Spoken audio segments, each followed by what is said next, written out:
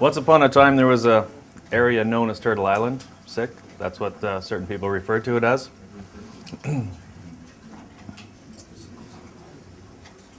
And there was people on the land over here.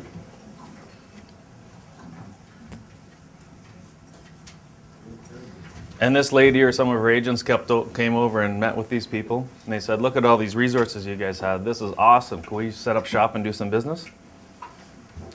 And these guys went, sure. Because they had no idea what that meant, really. And plus, they didn't really understand the language that much. So there was an agreement put in place.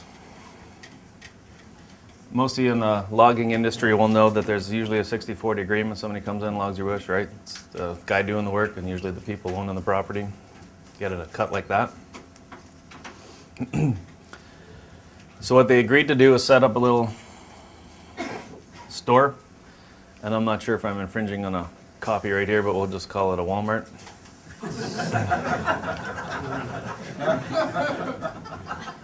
So the 60% goes to her organization. She had a corporation that does business.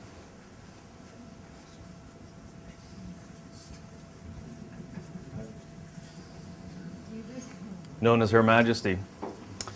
And Her Majesty had a bank where she borrows money from, known as the Crown. So any money that this little shop made, 60% of it went to Her Majesty, went to Her Majesty's bank, known as the Crown.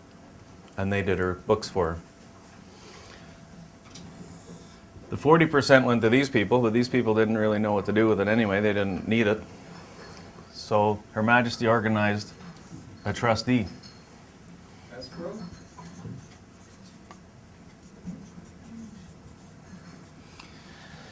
And then these people ended up also banking for these people. How convenient. And this corporation did all right, and then they said sooner or later they started up a second and a third and a fourth corporation inside the territory. Now, this agreement was in place. These people, or the corporations, exported lots of products and cut down as many trees and killed as many animals as they could, shipped it all over, wherever they wanted to, and 60% went to her bank account, 40% went to here, to this bank account. And the people in here, working the store, they all wore the blue uniform of Her Majesty, or I guess the red, we'll call it red, sure. And they were all bound by the laws of this corporation, okay? These people were her subjects. They weren't Canadians, they weren't Americans, they were British people.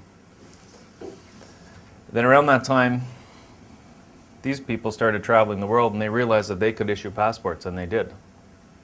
So I'm leaving this very general and very quick, right? But so these people were able to issue passports because they had land, language, and culture, and they were their own nation.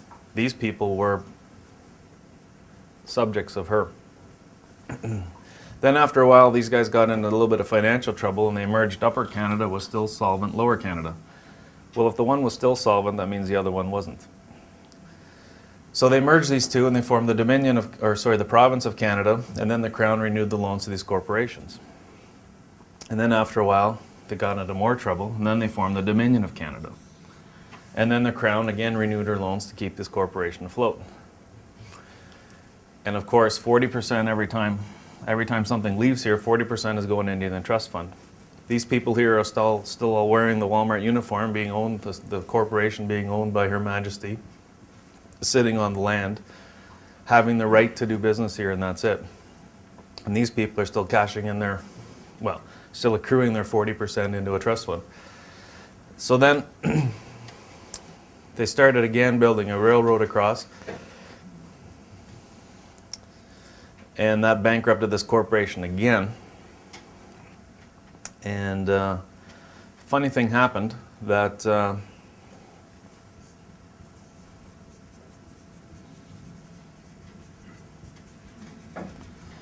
this corporation's revenue fund got merged with the Indian Trust Fund. And all of a sudden, these guys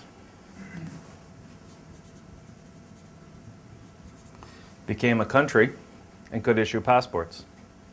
But if you want to be a country and issue passports, you need land, language, and culture. Does everybody see what happened? This thing was under a distress sale. The only money was sitting in this trust fund. The trustee of this trust fund said, hey, it's Walmart's 10 cents on the dollar, let's buy some stock. Now all of a sudden, all the people inside here are part of the corporation of Canada. They can issue passports and securities and all that other fun stuff, right? However, this still applies, right? So now the people that are born in here, and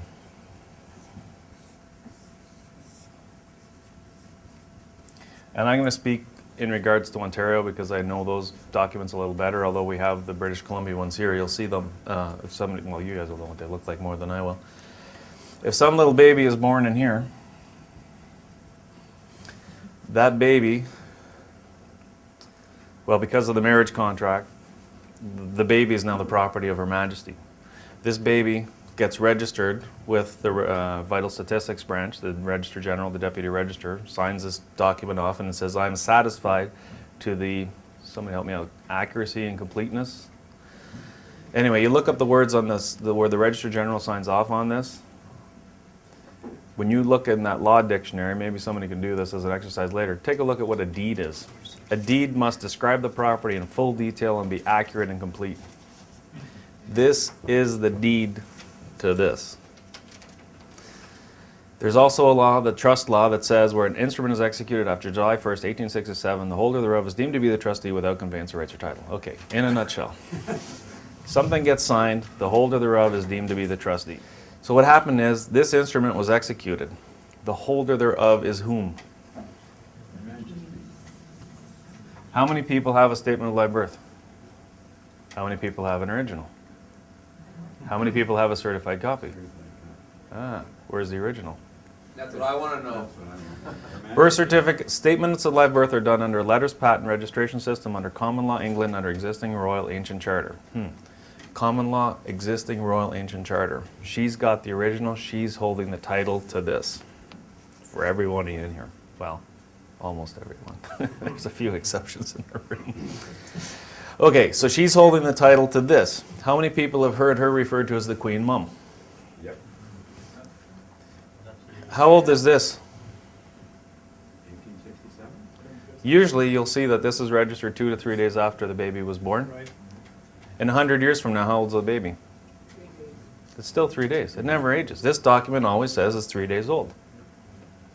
The Queen Mum is still responsible for all of these babies. Okay? This indicates your share of the Commonwealth of Canada. How many people know Canada's a Commonwealth country? Right? Well, your share of the Commonwealth, if there's 32 million people inside this colony, your share of the Commonwealth is denoted by 1/32 millionth of that value, and that's your share of the Commonwealth held in a foreign jurisdiction. And we need attorneys to go between jurisdictions. That's why the attorneys handle everything for this, because this is over here and this is a different jurisdiction. And that's why we always need attorneys to go back and forth in between the two. Okay, so now the baby is 2 years old. Statement of live birth is over here. Well, let's go back to 2 days old. The statement of live birth is over here. Her Majesty has a really, really hard time looking after all these babies. So what they'll do is they'll go out and hire the person known as mom and the person known as dad, because these guys all have EIN numbers. They're already working for this corporation. They've already got the Walmart uniform. Well, see, I should pick it. They've already got the Canada uniform on. They're already bound by the rules of this corporation. They're already working for this. They get now baby bonus, tax credits for looking after the Queen's baby. So now the Queen is looking after this baby by her agent, the parents, and if you do something that the Queen or the Crown, the trustee, doesn't like, what do they do with the children? Take them away.